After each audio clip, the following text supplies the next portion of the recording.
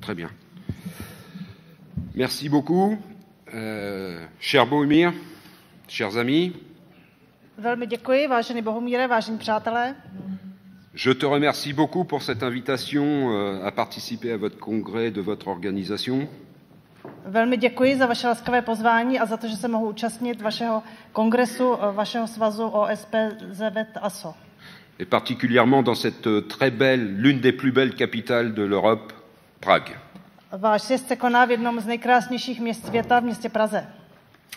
En tant que président de l'EFAT, avec Thérèse Gauvelin, qui est la vice-présidente, et Harald Wiedenhofer, le secrétaire général, ainsi que l'ensemble des affiliés de l'EFAT, nous vous souhaitons un très très bon congrès.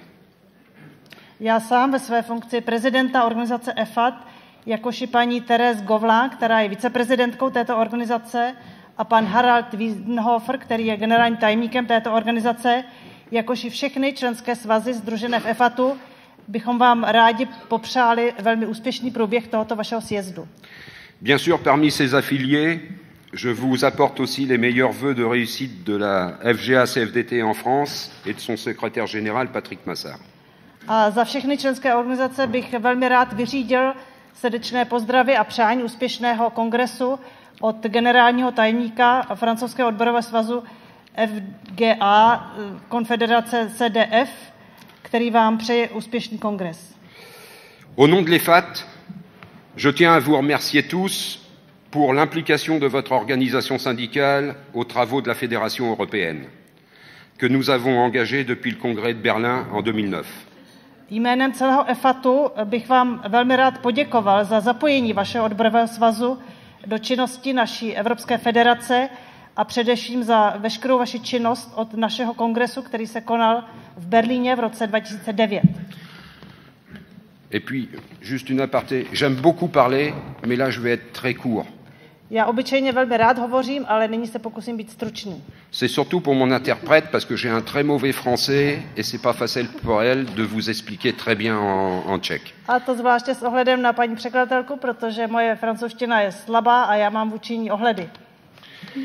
Au regard des dernières décisions de la politique agricole commune, nous avons encore beaucoup de travail à faire. Ale teď už vážně, především s ohledem na poslední rozhodnutí v oblasti společné zemědělské politiky, máme před sebou všichni společně ještě velký kus práce. La décision de baisser le budget européen, et en particulier celui de la politique agricole commune, est une nouvelle attaque contre la solidarité entre les peuples. Rozhodnutí snížit rozpočet celé Evropské unie, a to zvláště rozpočet na společnou zemědělskou politikou, představuje nový útok proti solidaritě mezi jednotlivými evropskými národy a zeměmi. D'ailleurs, j'aurais pu répondre à une question qui a été posée à votre ministre tout à l'heure et qu'il ne pouvait pas répondre politiquement, enfin d'une façon politique correcte. Dovolil bych si nyní odpovědět na místo vašeho pana ministra zemědělství, jemuž tato otázka byla položena, ale on v té chvíli nebyl schopen najít na tuto otázku správnou politickou odpověď. Le nouveau budget n'intègre pas une solidarité entre les budgets européens de tous les pays de l'Union européenne. A to se právě týkalo, tato položená otázka evropského rozpočtu, kdy v tomto rozpočtu není počítáno se žádnou solidaritou mezi jednotlivými evropskými zeměmi. Et donc déjà, la Tchéquie ne sera pas à part égale de ce que touche la France, par exemple. Takže s ohledem na to Česko nebude pobírat takové subvence, jako pobírá třeba právě Francie. Ceci a des conséquences notamment pour la redistribution des aides. A toto má samozřejmě velké dopady na redistribuci těch subvencí. Et ne développe pas une équité qui devra être plus grande entre les États de l'Union. A právě určitě dojde k tomu, že ta nerovnost mezi jednotlivými členskými státy Unie se ještě prohloubí. Toute cette politique d'austérité et d'iniquité ont pour conséquence de creuser encore plus le fossé entre les pays. A právě veškerá tato politika škrtů a nerovnosti povede k tomu, že ta propast mezi jednotlivými zeměmi se ještě více prohloubí. Chers amis, ensemble, nous ne pouvons accepter ces mesures qui vont exclure encore plus de salariés agricoles et de petits fermiers. Vážení přátelé, ale my společně přece nemůžeme akceptovat tato opatření, tato rozhodnutí, která povedou ještě k tomu, že zemědělci a pracující v zemědělství budou vylučováni na okraj. Ensemble, nous pouvons changer cet état de fait pour que chaque citoyen européen, chaque salarié agricole et chaque petit fermier dans une agriculture intensive ou de proximité soit garant d'une alimentation diversifiée et sécuritaire.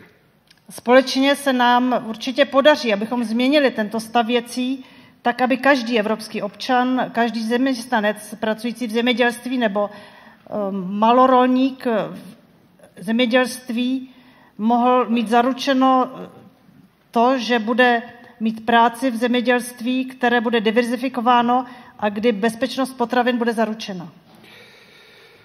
Nous avons besoin encore plus de budget pour pouvoir mieux former les salariés, plus de reconnaissance des qualifications et des meilleurs salaires pour que cette agriculture européenne garde sa richesse de ses multicultures. A budeme potřebovat, aby došlo k navýšení rozpočtu, tak abychom mohli naše zaměstnance ještě lépe proškolovat, aby mohlo docházet k vzájemnému uznávání kvalifikace, aby mohly být platy navýšeny v tomto evropském zemědělství, kde panuje multikulturní bohatství. À ce moment, je tiens particulièrement à vous remercier, et plus particulièrement Bohemir et Arnd Span, qui est aussi secrétaire de la Fédération européenne EFAT sur l'agriculture, pour le lobbying important que vous avez mené auprès des politiques européens pour que l'emploi soit intégré dans la réforme de la politique agricole commune. A rád bych nyní na tomto místě poděkoval jednak Bohumírovi, jednak vám všem a také kolegovi Arndu Spánovi, který je tajemníkem pro zemědělství v rámci EFATu, za jejich důležitý lobbying, který dělají u evropských politiků proto, aby do reformy společné zemědělské politiky byla zahrnuta také otázka dalších reforem. Petite parenthèse. A teď na okraj taková malá vsuvka. Chers amis, votre ministre, mais qui n'est pas le seul en Europe à ne pas répondre aux vraies questions, on a un enjeu particulier sur l'agriculture. Vážení přátelé, váš pan ministr zemědělství není jediný, kdo není schopen zodpovědět konkrétně na pokládané dotazy. Má před sebou velmi těžký úkol. Ale není jediný. L'enjeu de ces négociations, de ces dernières négociations, c'était est-ce que la politique agricole commune continue ou pas? Právě předmětem těch zmiňovaných společných vrcholných jednání v Bruselu bylo, zda vůbec ta společná zemědělská politika v budoucnu bude pokračovat, či nikoliv. Nous avons malgré tout notre lobbying réussi à ce que la politique agricole commune, seule politique intégrée européenne, my všichni bojujeme za to, aby tato společná zemědělská politika, která jako jediná zatím zůstává zaintegrována, puisse se poursuivre. Mohla dále pokračovat. Seulement, il faut que nous soyons encore plus vigilants. Ale je třeba, abychom byli ještě více bdělí. Parce que l'étape de 2020 et celle de 2027 seront encore plus dangereuses pour la reconnaissance de l'agriculture dans l'Union européenne. Protože pro uznání zemědělství v rámci Evropské unie nejtěžší roky budou od roku 2020 do roku 2025. Alors, chers amis, je vous souhaite à nouveau de bons travaux et je vous certifie de la solidarité européenne de tous les autres affiliés de l'EFAT et je vous souhaite des bons travaux de congrès et de réussite et surtout d'avenir parce que vous faites partie de la force européenne et nous sommes amis et nous devons travailler encore plus ensemble. Takže vážení přátelé, na závěr bych si dovolil ještě jednou vám popřát úspěšný a plodný průběh vašeho jednání sjezdu. A protože jsme přátelé, rád bych vyslovil i přání, abychom zůstali v budoucnu ještě více sjednoceni na této cestě. Et puis, Comme j'avais promis à Bohumir, d'habitude je suis très long, j'aime beaucoup parler. A jak Bohumír mě zná, já jsem takový velký mluvka, velmi rád a dlouho hovořím. Même mon collègue Fabien, et parfois, quand je organise des réunions en France, il est même obligé de traduire mon français. A může to dosvědčit i můj zde přítomný kolega Fabián, který někdy musí překládat to, co říkám na těch mezinárodních zasedáních, když hovořím a hovořím dlouze. Mais c'est normal, il est jeune, moi je suis un peu plus vieux.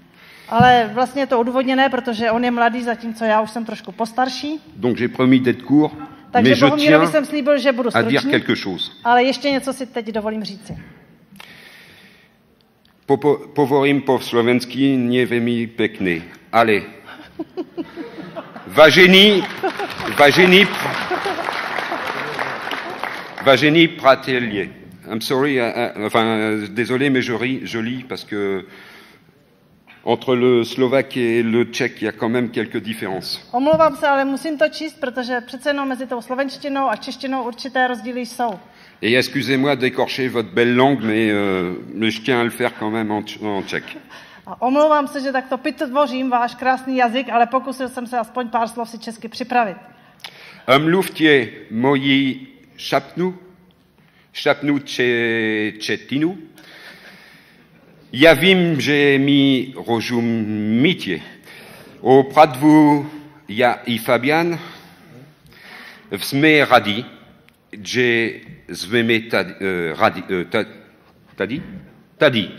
tady. Děkuji velmi za vaši pozornost. Merci beaucoup.